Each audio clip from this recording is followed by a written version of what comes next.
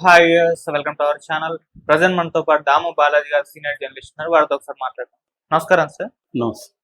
Sir, bill gates కొన్ని సంచలన వ్యాఖ్యలు అయితే చేయడం జరిగింది సార్. తనకు రష్యన్ అమ్మాయిలతో సంబంధాలు ఉన్నాయని, లైంగిక సంబంధాలు ఉన్నాయని చెప్పేసి చెప్పిన కామెంట్స్ అయితే ఇప్పుడు ప్రపంచవ్యాప్తంగా కూడా వైరల్ అవుతున్నాయి. అంటే గత కొంతకాలం క్రితం చూసాం, అతని పేరు ఎప్స్టీన్ ఫైల్స్ లో రావడం, అప్పుడు తీవ్ర స్థాయిలో అతని పైన విమర్శలు, చర్చలకు దారి తీయడం కూడా చూసాం.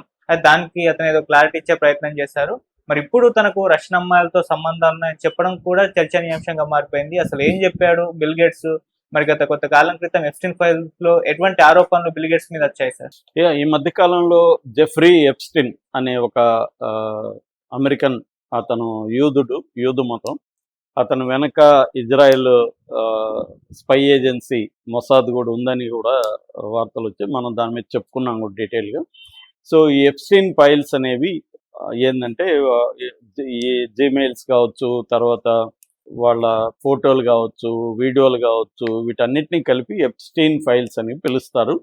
ఇవి అమెరికా డిపార్ట్మెంట్ ఆఫ్ జస్టిస్ కొన్ని మిలియన్ల పేజీల్ని బయటికి తీసుకొచ్చింది, దపదపాలుగా తీసుకొచ్చింది. ఆ ఫైల్స్లో ఇప్పుడు చాలామంది ఫోటోలు, వీడియోలు, మెయిల్స్ ఇవన్నీ కూడా బయటకు వచ్చాయి. అలా వచ్చిన వాళ్ళలో ఇండియాకి సంబంధించి కూడా చాలామంది ఉన్నారు. మోడీ పేరుంది. మోడీ నా సలహా అడిగాడని ఎప్స్టీన్ రాసుకున్నాడు. అలాగే అనిల్ అంబానీ ఎప్స్టీన్ని కలిసిన ఇవి ఉన్నాయి. ఒక టాల్ స్వీడిష్ బ్లాండ్ అని అరేంజ్ చేస్తున్నట్టుగా అనిల్ అంబానీకి దాంట్లో ఉంది. అలాగే Hardeep Singh puri, petroleum and natural gas శాఖ మంత్రి, అతను ఎప్స్టీన్ని కలిసినట్టుగా అనేక సార్లు ఉంది. అంటే మోడీకి కూడా ఎప్స్టీన్ ఫైల్స్తో ఇండైరెక్ట్గా, డైరెక్ట్గా లింక్ లేదు కానీ ఇండైరెక్ట్గా అయితే లింక్ ఉంది. అట్లాగే మన దీపక్ చోప్రా అని అమెరికాలో ఉండే ఇండియన్ స్పిరిచువల్ గురు, అతను చాలాసార్లు వెళ్ళినట్టుగా ఉంది. అట్లాగే అమితాబ్ బచ్చన్, ఐశ్వర్యరాయ్ ఇలాంటి వాళ్ళ పేర్లు కూడా ఎప్స్టీన్ ఫైల్స్లో వచ్చాయని చెప్తున్నారు. ఇక ప్రపంచవ్యాప్తంగా కూడా ఎలాన్ మస్క్, ట్రంప్ చాలాసార్లు ఎప్స్టీన్తో ఉన్నవి ఉన్నాయి. బిల్ గేట్స్ ఉన్నవి, ప్రిన్స్ ఆండ్రూ ఉన్నాయి, అమెరికా అది ఇంగ్లాండ్ ప్రిన్స్, డెన్మార్క్ ప్రిన్స్, ఇలాగా ప్రపంచవ్యాప్తంగా ప్రముఖులందరూ ఉన్నారు.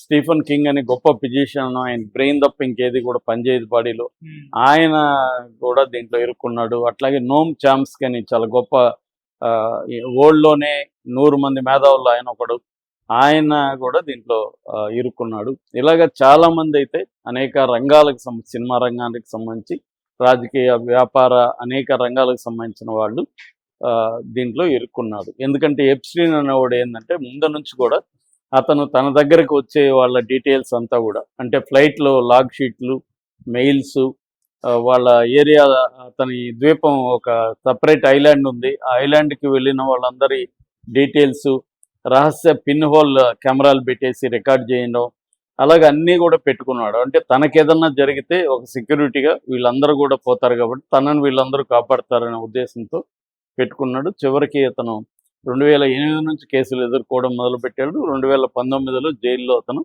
మిస్టీరియస్గా చనిపోయాడు. చంపేశాడు అంటారు. ఇంకొంత కాన్స్పిరసీ థియరీలు ఏమంటే అతను చావలేదు, ఇప్పటికి కూడా ఇజ్రాయెల్లో ఉన్నాడని కూడా కొంతమంది చెప్తారు. ఏదేమైనా అతని శకం అయితే ముగిసిందని చెప్పొచ్చు. కానీ ఈ ఫైల్స్ని డిపార్ట్మెంట్ ఆఫ్ జస్టిస్ బయట పెట్టడం ద్వారా అనేక మంది పేర్లు బయటకు వస్తున్నాయి. అలాంటి పేర్లలో ఒకటి బిల్ గేట్స్. బిల్ గేట్స్తో మనకి లింక్ ఏంటంటే, ఈ మధ్య ఆంధ్రప్రదేశ్కి, అమరావతికి బిల్ గేట్స్ని చంద్రబాబు పిలిపించాడు. అట్లాగే ఏఐ సమ్మిట్ ఢిల్లీలో ఫిబ్రవరి 9న జరిగిన ఏఐ సమ్మిట్ ఏదైతే ఉందో దాంట్లో బిల్ గేట్స్ ఒక కీలక ఉపన్యాసం, కీనోట్ అడ్రస్ అంటారు, కీనోట్ అడ్రస్ ఇవ్వాల్సి ఉంది. కానీ ఆయన లాస్ట్ మినిట్లో ఈ ఆరోపణలు ఇండియా మీడియా కూడా పెద్ద ఎత్తున చేసింది. అంటే ఇట్లాంటి ఎప్స్టీన్ ఫైల్స్లో ఉండి, ఎప్స్టీన్ మెయిల్ క్లియర్గా పెట్టాడు. ఇతనికి 2 రష్యన్ అమ్మాయిలతో అఫేర్ ఏర్పడి ఇతనికి సుఖరోగాలు వచ్చాయి, ఎస్టీడీ అంటారు, సెక్సువల్లీ ట్రాన్స్మిటెడ్ డిసీజెస్ వచ్చాయి, దానికి మెడికేషన్ కూడా నేనే ఇచ్చానని కూడా అతను చెప్పుకున్నాడు. సో ఇది బయటకు వచ్చింది.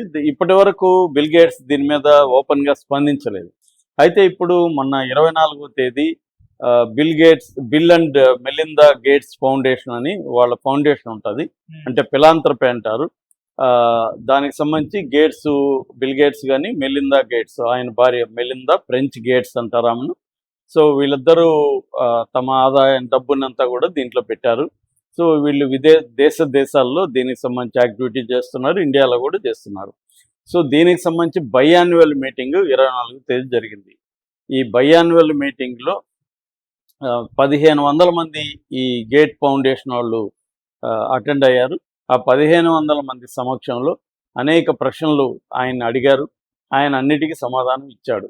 ఆయన ఓపెన్గా ఒప్పుకున్నాడు, నిజమే, నేను నా భార్యతో కాపురం చేసే టైంలోనే 2 రష్యా అమ్మాయిలతో అఫైర్ పెట్టుకున్నాను. అయితే నాకు శుక్రగాలు రావడం అబద్ధం, నేనైతే అఫైర్ పెట్టుకుంది వాస్తవమే అని చెప్తున్నాడు.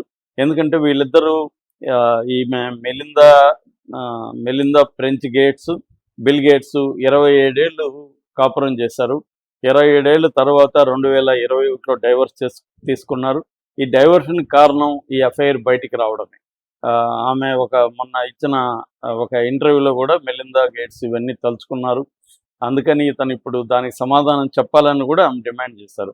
తర్వాత ఈ ఫౌండేషన్లో నుంచి కూడా ఆమె వెళ్ళిపోయి సపరేట్గా ఆమె మెలిందా ఫ్రెంచ్ గేట్స్ ఫౌండేషన్ అని ఒకటి పెట్టుకుంది. దానికి కూడా బిల్ గేట్స్ $8 మిలియన్ ఆమెకి డైవర్స్ సెటిల్మెంట్ అంటారు, డైవర్స్ సెటిల్మెంట్లో భాగంగా ఆమెకి డబ్బులు కూడా ఇచ్చాడు. సో ఈ నేపథ్యంలో ఇప్పుడు ఆయన రష్యా అమ్మాయిలతో నాకు అఫైర్ ఉందని ఓపెన్గా కన్ఫెస్ అవ్వడం అనేది సంచలనం క్రియేట్ చేసింది.